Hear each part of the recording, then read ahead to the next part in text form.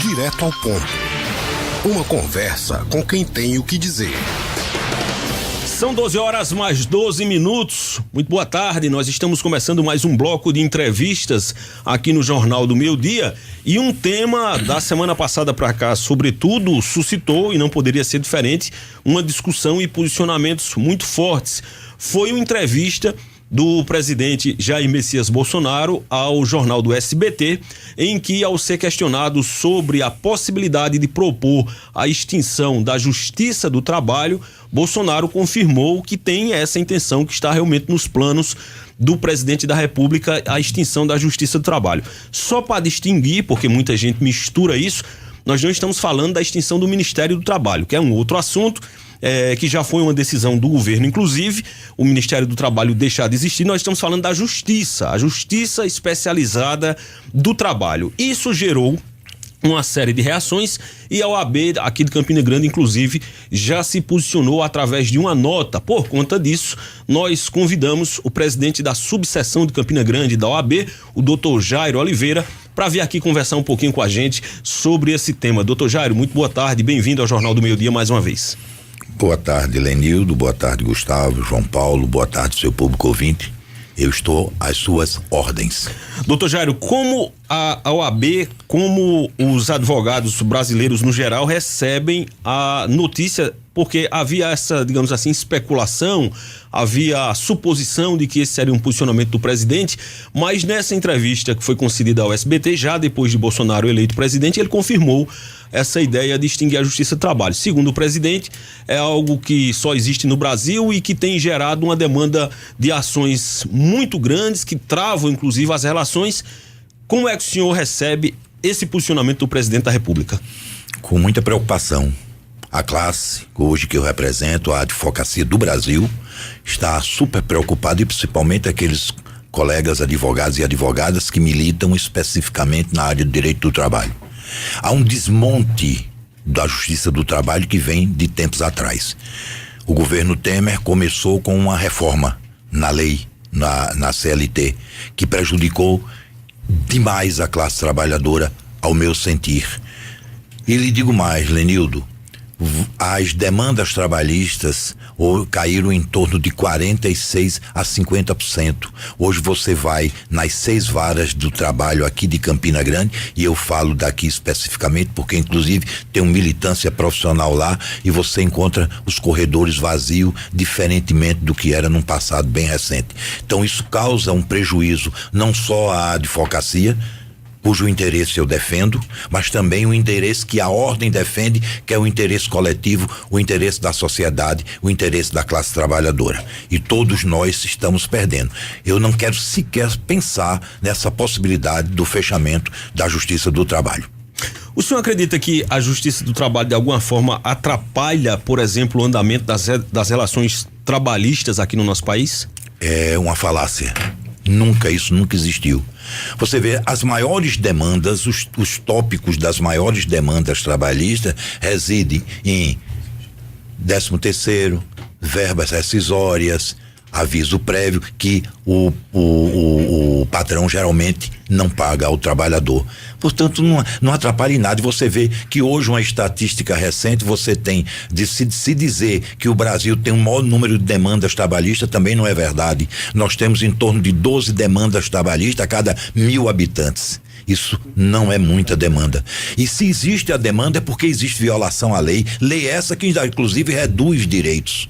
Não é? Me preocupa quando o presidente da República disse que a propósito o governo dele quer reduzir direitos, e ele usou esse termo, para aumentar emprego. Isso é a proposta escravocrata que existia num passado que nós queremos esquecer. Passado histórico. Ou seja, o trabalhador não tem direito nenhum, mas ele tem emprego. Ou seja, ele é um escravo dos tempos modernos, porque ele não tem a proteção salarial, ele não tem a proteção da relação direta do emprego. Então, qualquer medida que venha a fechar a Justiça do Trabalho e a diminuir os direitos conquistados com muito suor e muito sangue dos trabalhadores é um prejuízo para toda a sociedade. Doutor Jairo, boa tarde. essa possibilidade do fechamento da Justiça do Trabalho não traz mudanças na legislação trabalhista. O que aconteceria é esses processos iriam para outra vara, né, para outros juízes. Essa mudança não só acarretaria morosidade, não mudaria em nenhum caso a questão dos direitos do trabalhador, é isso? Na questão do direito especificamente, eles continuam. Esses que ainda restam, é verdade. Mas nós estamos trabalhando o conjunto da obra, não é? Nós estamos trabalhando toda a perda dos direitos e o fechamento, não só da Justiça do Trabalho, também do Ministério do Trabalho. Então, veja bem, a propósito, se fecharem a Justiça do Trabalho, todas as demandas serão trabalhadas, serão julgadas pela Justiça Comum. Lhe pergunto, e pergunto a toda a sociedade, nós conhecemos o que é a justiça comum. E não é só a justiça comum do estado da Paraíba, é a justiça comum em todos os estados. O que eu chamo de justiça comum são as justiças estaduais. A morosidade, processos que demoram 5, 6, 8, 10 anos. Agora mesmo eu recebi no meu escritório um cliente que eu tenho um processo de indenização simples, pequena, indenização de 20 e poucos mil reais, que dura 8 anos. Então, se você pega essa demanda trabalhista, que claro, caiu pela ausência do direito efetivo, e joga isso aos cuidados do juiz da Justiça Comum, dos juízes estaduais, além de assoberbar de trabalho, aumentar o volume de trabalho, você não tem hoje o que tem a Justiça do Trabalho, justiça seja feita, que é a questão da prestação judicional dentro de um prazo razoável. Então, tudo isso é prejuízo para o trabalhador, porque, inclusive, no final das contas, as verbas trabalhistas são verbas alimentícias. Portanto, não dá para você dizer para a barriga ou para a família, vamos esperar 1 ano, 2, 3, 5, 10 anos para a gente receber o nosso direito e fazer uma feira. O doutor Jário, mas, por outro lado, a classe empresarial no Brasil reclama que gerar emprego no Brasil é muito custoso. E não tem como a gente negar. Contratar um funcionário hoje requer uma burocracia muito grande e requer um custo que, vou até usar aqui uma fala do próprio presidente Bolsonaro, ele disse que o trabalhador ganha mal, mas o custo de manter esse trabalhador acaba sendo muito alto. O senhor enxerga alguma alternativa para diminuir tanto essa burocracia quanto essa carga que recai sobre a contratação formal de um trabalhador que não seja retirada de alguns direitos? Vislumbro, sim. Muita coisa você pode trabalhar, Lenildo. Por exemplo, você tem uma carga tributária altíssima que penaliza não só o trabalhador, mas também o empresariado. Você pode trabalhar esse elemento da carga tributária, não é? Você pode trabalhar alguns elementos na relação trabalhista. Inclusive, não diminuiu essa carga, tanto isso é verdade, que mesmo perdendo os direitos que os trabalhadores perderam, não é? Porque as demandas trabalhistas caíram sensivelmente, mas o empresariado continua se queixando, porque tudo essa relação entre patrão e empregado é uma relação da seguinte forma: quem paga acha muito o que paga, quem recebe acha pouco o que recebe. Ou seja, quando você é remunerado pelo trabalho, você acha pouco, porque fica faltando muita coisa no final do mês. O senhor está dizendo que essa relação, ao invés de ser bipartite e caber, por exemplo, ao trabalhador arcar com a diminuição desses custos, ela deve ser enxergada por uma lógica tripartite e caber ao governo abrir mão um pouquinho da sua fatia para não penalizar o trabalhador nem o empresário? É uma proposta válida, inclusive. A relação tem que ser tripartite, porque não há como você manter a correlação de força, vamos dizer assim, uma correlação de forças que seja boa tanto para o trabalhador como para o patrão, as duas forças se contendo, né, nas suas diferenças. Então, eu acho que agora, porque inclusive a função do Estado em participar dessas negociações. Tanto é que você tem num dissídio coletivo, você tem numa convenção coletiva, geralmente a atuação na convenção os sindicatos, mas num dissídio quem decide é o Estado através do Poder Judiciário. Ou seja, o Estado sempre que vai ter que estar presente nessa relação patrão-empregado, emprego e mão de obra. O senhor falou aí na pergunta que o Gustavo Xavier fez, a partir de um ponto que é extremamente crucial. Se nós considerássemos um cenário sem a justiça trabalhista, que é uma justiça especializada, nós teríamos fatalmente e obviamente toda essa carga de ações recaindo sobre a justiça comum, que, como o senhor disse, a morosidade já é um grande problema, inclusive de direitos humanos. É algo extremamente grave, porque um ser humano entra com ação, o ser humano está sujeito ao tempo, né, à ação do tempo. Você espera uma boa parte da sua vida por uma resposta de um mérito que é um direito seu, inclusive enquanto cidadão, de ter essa resposta. Inclusive tem aquele famigerado ditado que a justiça tarda, mas não falha, que é um equívoco muito grande, porque a justiça tardia é uma justiça falha, sim, justamente pelo que a gente acabou de falar. Como é que o senhor imagina que seria a realidade de uma justiça comum absorvendo toda essa carga das demandas judiciais trabalhistas? Vou usar uma única palavra: caos. Caos total. E veja, Lenildo, que não haverá barateamento nem diminuição de custo você fechar a Justiça do Trabalho, porque os juízes terão que ser terão que migrar para a Justiça Federal e não pode haver redução de salário.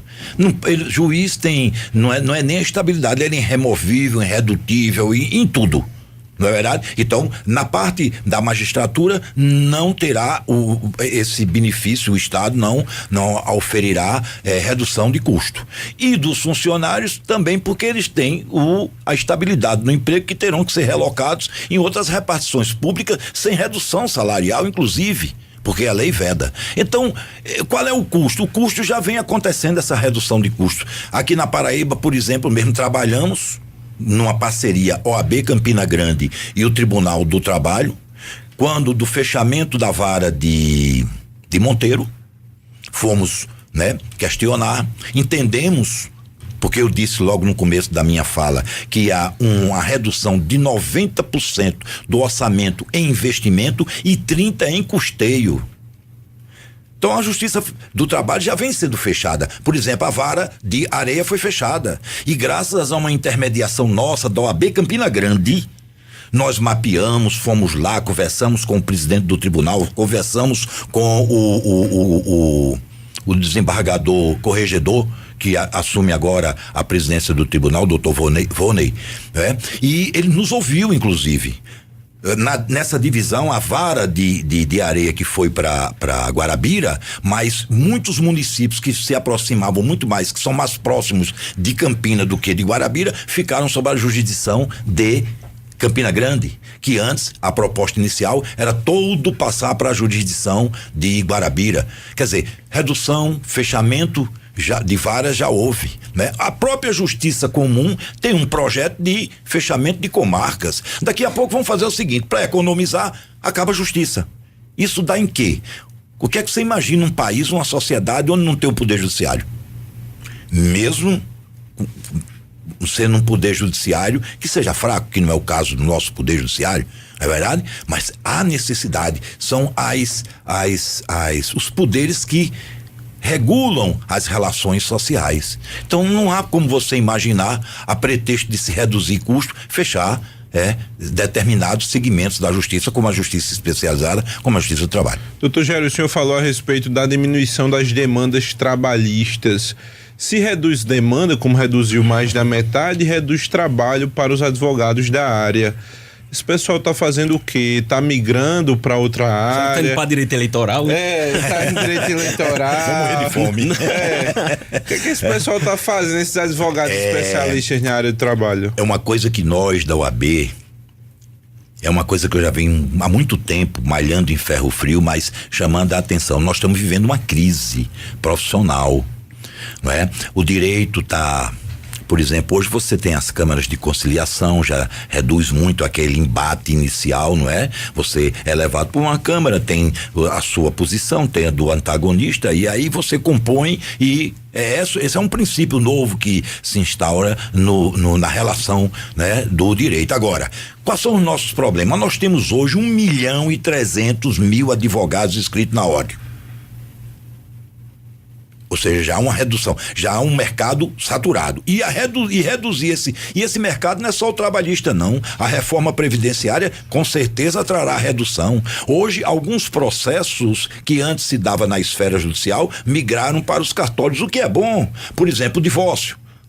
obedecido alguns critérios, é feito num cartório, não vai mais ser patrocinado judicialmente. Você tem o inventário, você tem o uso capião, algumas demandas já são feitas em cartório, entendeu? Então, há uma crise que a advocacia tem que trabalhar isso. Nós temos, além desse contingente de advogados, né, que, enfim, atravessa essa crise, nós temos hoje em torno de mais de 1 milhão de bacharéis. São aqueles que concluíram o curso, talvez muitos não tenham passado no exame de ordem, e outros concluíram o curso e estão se preparando para algum concurso público sem sequer se inscrever na ordem. Ou seja, nós temos um mercado de certa forma saturado. Quando você diminui, a competição passa a ser maior. Não é? Além, muitas vezes, a qualificação técnica da advocacia, que em alguns aspectos deixa muito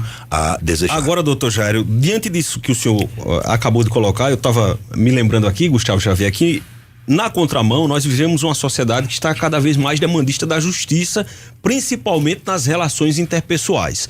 Eu aqui publico uma coisa no meu Facebook, doutor Jairo não gosta, vai lá me esculhamba, aí eu já vou pra justiça uma ação de danos morais. Eu sou democrata, contra doutor Jairo. Aí vou com uma ação contra doutor Jairo. Só que aí, com esse grande movimento de ações de danos morais por conta de briga mesmo, as pessoas agora batem boca, Gustavo, e vão pra justiça. Pelo menos é bom que não estão saindo no tapa, mas vão pra justiça. Só que os advogados estão reclamando que as ações por danos morais, e a gente chega, por exemplo, nessas ações por danos morais, não apenas de resultantes desses conflitos interpessoais, mas de relações comerciais, de relações de compra consumo. E venda, de consumo no geral. Tem uma reclamação dos seus colegas advogados aqui de Campina Grande que a justiça, os juízes, estariam cada vez mais fixando valores irrisórios, mesmo quando reconhecem o bom direito daquela pessoa que entrou com uma ação. Isso prejudica, evidentemente, a pessoa que teve aí a sua honra ferida, a sua dignidade ferida e entrou com aquela ação, e prejudica também o advogado que precisa viver disso. É verdade, está acontecendo mesmo, mas isso é uma realidade da Paraíba, uma realidade nacional, que esses valores de danos morais estão sendo fixados muito baixos? É uma realidade nacional, e na Paraíba nós vivemos isso na pele. Eu tive 2 oportunidades na gestão passada, porque, como o amigo sabe, fui reeleito. Isso. E tomei posse agora dia 1º. Então temos mais 3 anos à frente dos destinos da OAB Campina Grande. Mas na minha gestão passada, que terminou no dia 31 de dezembro, nós tivemos a oportunidade nos 3 anos de termos 2 reuniões com a Associação dos Magistrados. Dentre os pontos de pauta, esse foi tratado. Veja bem, hoje você, para contratar um serviço advocatício para uma ação de indenização por danos morais, honorários mínimos, tabela de 2017, é em torno de R$3.000. Honorários mínimos. Aí você ingressa com uma ação, essa demanda leva 2, 3, 4, 5, 6, 8 anos, aí você no final tem um ressarcimento de R$2.000. Você recebe 2, deve 3 ao advogado e espera 8 anos. Isso tem vantagem? Isso é o poder judiciário que nós temos. Antigamente a indenização, e eu acho que aí não era indenização, era exorbitante, era 100 vezes o salário mínimo, era um parâmetro. Isso foi muito bom numa época, mas hoje é aviltante, é humilhante. Não tem como você procurar o poder judiciário para ser ressarcido de um dano moral numa relação de consumo, que é a mais comum. Isso. Quando você tem um nome indevidamente lançado, quando você é no cadastro negativo de crédito, quando você é indevidamente cobrado, enfim, essas relações de consumo. Aí você investe. Você gasta, melhor dizendo, ou investe, ou paga a um advogado R$3.000, que são os honorários mínimos, tabelados, tabela pública, você vai no Google e acessa tal, e depois você ofere uma vantagem de R$2.000. Você fica devendo R$1.000 ao advogado, e você espera esse tempo que eu lhe disse. É uma demanda, e isso reduz o quê? O trabalho do advogado. O trabalho do advogado. Qual é o advogado que quer bancar uma causa dessa? Em R$2.000, ele vai receber 20%, dá quanto? R$400.